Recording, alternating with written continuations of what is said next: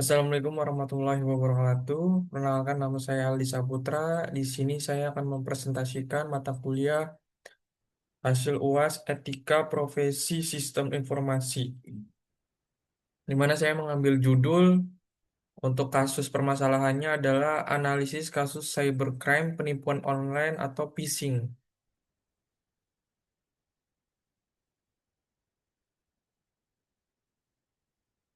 Pengertian cybercrime. Cybercrime adalah kejahatan yang dilakukan lewat internet atau teknologi digital. Sekarang ini cybercrime semakin sering terjadi karena banyaknya aktivitas masyarakat yang sudah dilakukan secara online. Salah satu contoh cybercrime yang sering terjadi adalah phishing. Phishing adalah penipuan yang dilakukan untuk mengambil data pribadi korban seperti password, PIN, OTP, dan data rekening. Kasus yang terjadi, kasus phishing biasanya terjadi lewat chat, WhatsApp, SMS, email, atau media sosial. Pelaku sering mengaku sebagai pihak bank, e-wallet, atau toko online lalu mengirim link palsu kepada korban. Biasanya korban diminta klik link, isi data diri, atau masukkan kode OTP. Kalau korban percaya, maka akun bisa diretas dan uang dalam rekening atau e-wallet bisa hilang. Kasus seperti ini masih sering terjadi karena banyak orang belum sadar dunia pentingnya niaga data pribadi di dunia digital.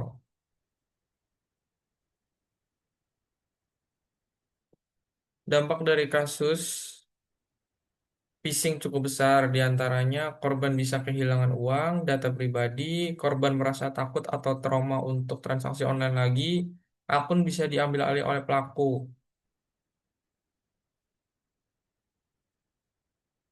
Selain merugikan korban, kasus seperti ini juga bikin masyarakat jadi kurang percaya terhadap keamanan sistem digital.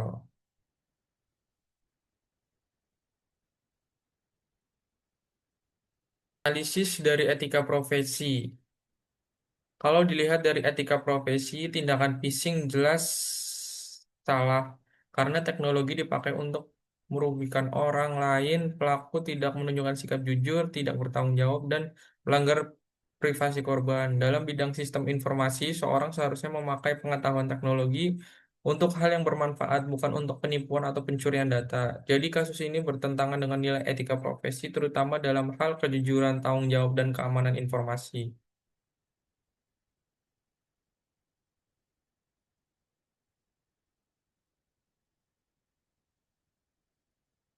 Tinjauan berdasarkan UU ITE, kasus phishing juga bisa dikaitkan dengan UU ITE beberapa pasal yang berhubungan dengan antara lain pasal 28 ayat 1 tentang penyebaran informasi bohong yang merugikan konsumen, pasal 30 tentang akses ilegal ke sistem elektronik, pasal 32 tentang pencurian atau pemindahan data elektronik, pasal 35 tentang manipulasi informasi elektronik.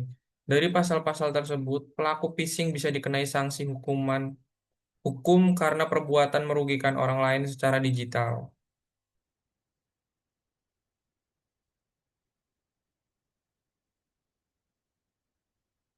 Penanggulan dan pencegahan.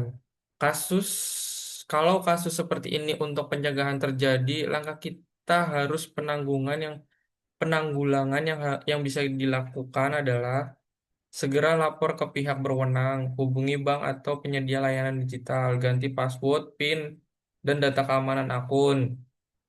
Tidak a- Tidak asal klik link, tidak memberikan OTP atau PIN ke siapapun, memastikan situs diakses adalah situs resmi, menggunakan verifikasi dua langkah, lebih waspada saat menerima pesanan mencurigakan. Intinya, kita harus lebih hati-hati dalam menjaga data pribadi.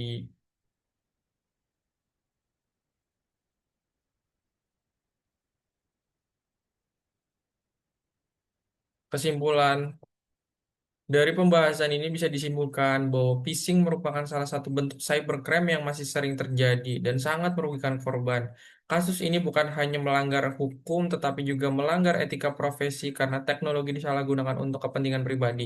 Karena itu, masyarakat perlu meningkatkan kewaspadaan dan pengetahuan tentang keamanan digital agar tidak mudah menjadi korban penipuan.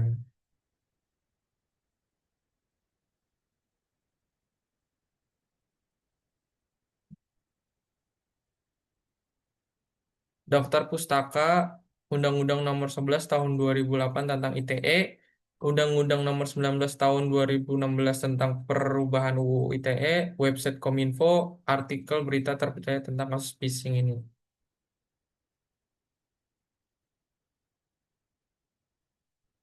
Terima kasih. Cukup sekian presentasi dari saya. Bila ada salah-salah kata itu murni dari saya. Bila ada suatu kelebihan itu mata-mata hanya dari Tuhan. Terima kasih. Wassalamualaikum warahmatullahi wabarakatuh.